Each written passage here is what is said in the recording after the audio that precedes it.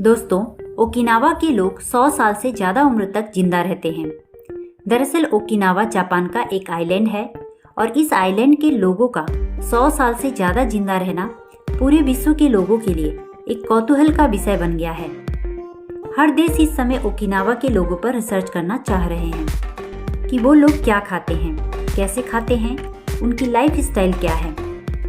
वैसे तो पूरे जापान के लोग ही बहुत लंबी उम्र जीते हैं, लेकिन ओकिनावा के लोग बाकी जापानियों की अपेक्षा उनसे भी ज्यादा दिन तक जिंदा रहते हैं। जहां हम भारतीयों की एवरेज लाइफ 68 साल है, वहीं जापानियों की एवरेज लाइफ 85 साल है।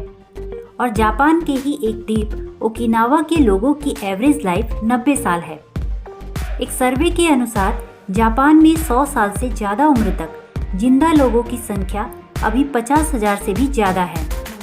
मसाजो नोनाका नाम की जापानी महिला की मौत अभी 2 साल पहले हुई थी, जिसकी उम्र 113 साल थी। पिछले साल 117 की उम्र में मरने वाली महिला भी जापान से ही थी। और तो और 117 साल की जीवित महिला केन तनाका भी जापान से है और इनके नाम गिनीज वर्ल्ड रिकॉर्ड है। आपको जानकर हैरानी होगी कि जापान सबसे कम मोटापे दर वाला देश भी है।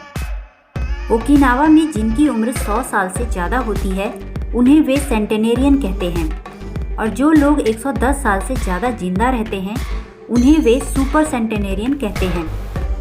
ओकिनावा में आपको 80 साल वाले लोग आराम से भागते दौड़ते दिख जाएंगे और 90 साल वाले लोग काम करते दिख जाएंगे।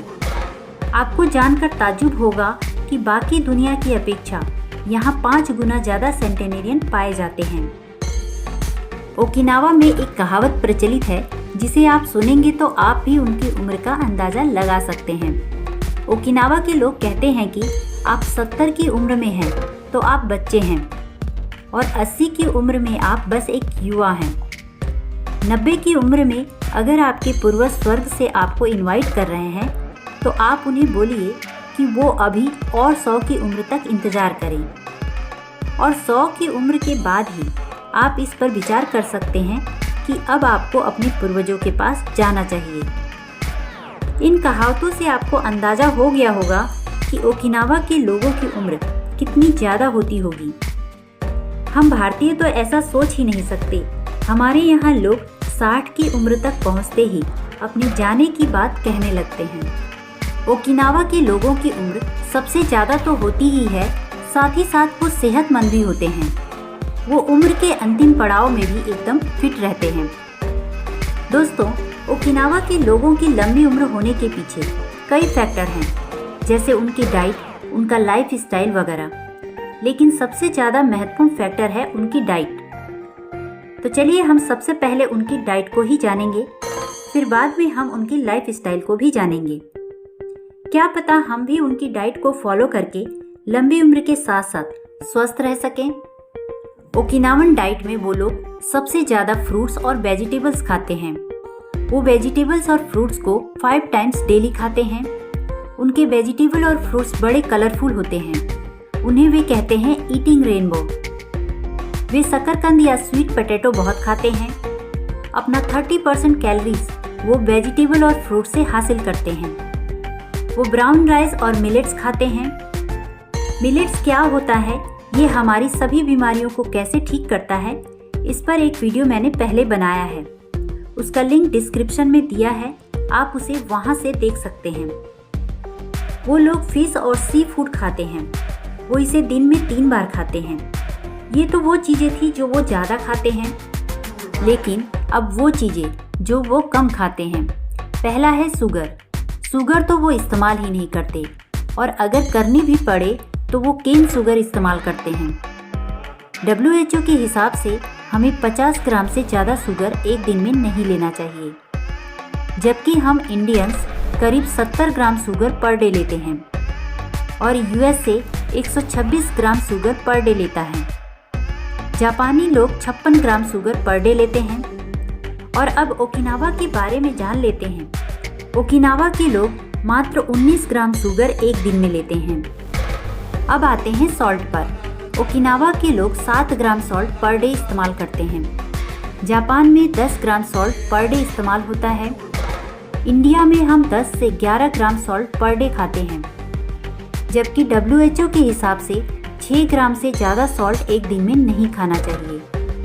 6 ग्राम सॉल्ट में करीब 2 से 3 ग्राम सोडियम होता है और यही सोडियम हमारे हाई ब्लड प्रेशर और हार्ट से रिलेटेड बीमारियों का कारण होता है। अब आते हैं कैलोरी पर। ओकिनावा में लोग एक दिन में 1785 कैलोरी का भोजन एक दिन में लेते हैं। जापान में 2060 कैलोरी लेते हैं। इंडिया में 2233 कैलोरी डेली लेते हैं, यानी ओकिनावा के लोग बहुत लो कैलोरी लेते हैं।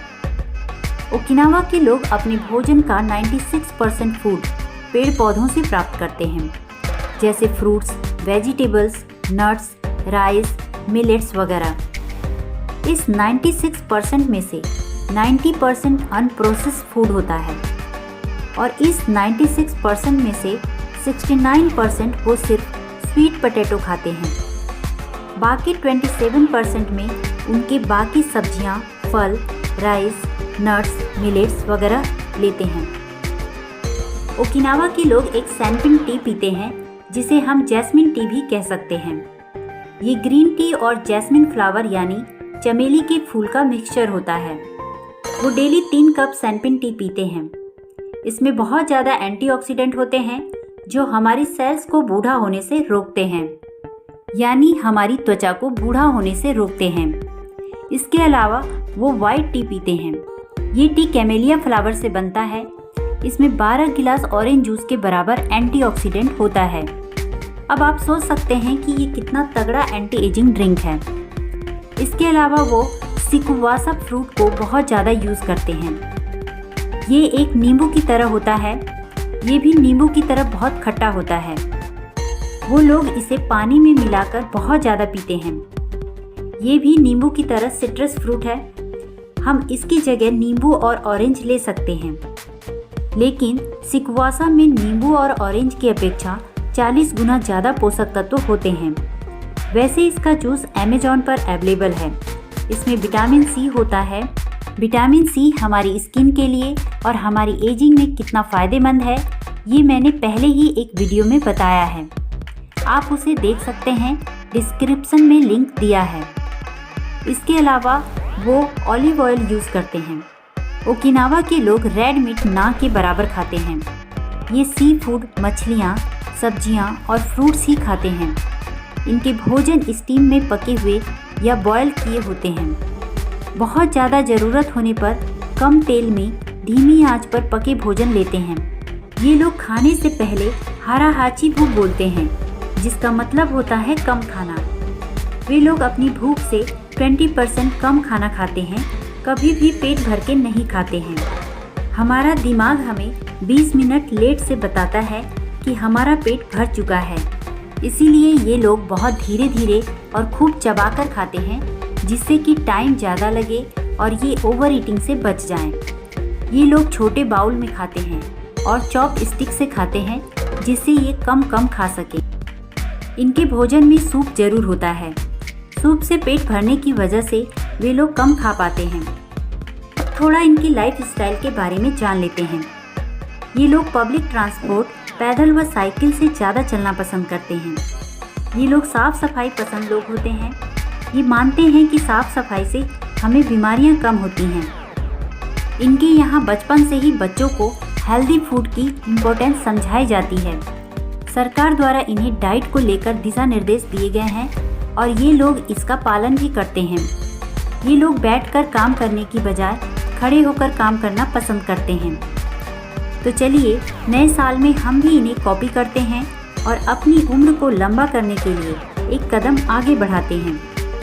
तो दोस्तों, मुझे उम्मीद है कि ओकिनावा के बारे में आपको जानकर अच्छा लगा होगा और ओकिनावा के लोगों की उम्र इतनी लंबी कैसे होती है, इसके बारे में जानकर आप भी उसी डाइट प्लान को अपनी लाइफ में फॉलो करेंगे, जिससे आपकी भी उम्र लंबी हो।